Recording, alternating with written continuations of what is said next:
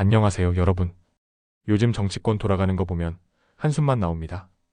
TV 토론에서 성기 언급으로 논란을 일으킨 이준석 후보가 이번엔 유시민 작가를 비난하고 나섰습니다. 여성 비하라며 여성에 대한 조롱이라며 강하게 몰아붙였는데요. 그런데 말입니다. 정말 이준석에게 그럴 자격이 있을까요?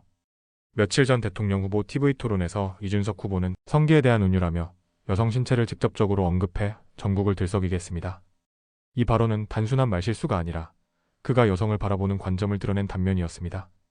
여성단체들은 일제히 반발했고 사퇴 요구까지 나왔습니다.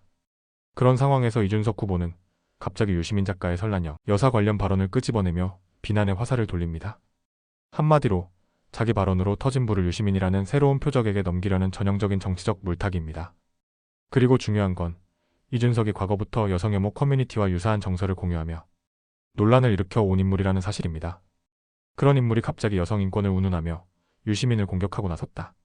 이건 뻔한 계산입니다. 자기 위기를 덮으려는 전형적인 꼼수, 위선적인 정치쇼입니다. 자, 그럼 유시민 작가의 발언은 정말 여성 혐오였을까요? 유시민 작가는 설란형 여사를 남편을 너무 우러러보는 인물로 묘사하며 그것이 단순히 개인의 성향이 아니라 계급적 구조 속에서 발생하는 문제라고 분석했습니다.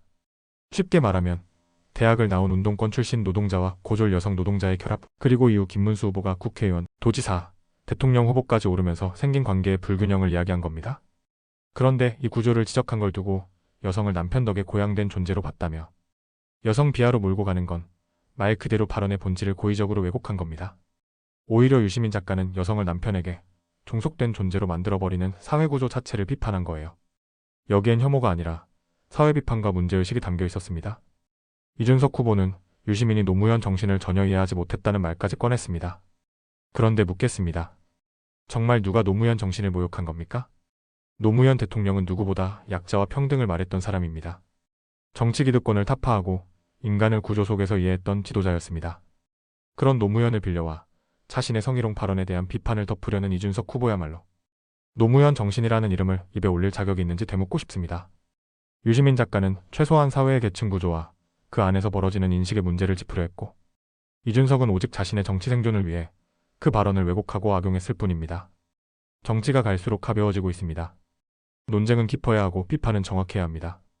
지금 벌어지는 상황은 유시민 작가의 발언에 대한 건전한 토론이 아니라 이준석의 정치적 위기를 모면하기 위한 스핀 전술에 불과합니다.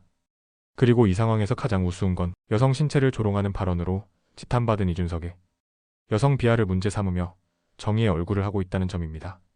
이것이야말로 진짜 위선이고 이준석 정치의 한계이자 민낯입니다. 지금 필요한 건 말의 겉이 아니라 속을 보는 눈입니다. 누가 진짜로 여성을 존중하고 누가 정치적 생존을 위해 여성과 진보를 도구화하는지 국민은 이미 다 알고 있습니다. 오늘도 현명한 선택, 깨어있는 시선이 필요합니다. 감사합니다.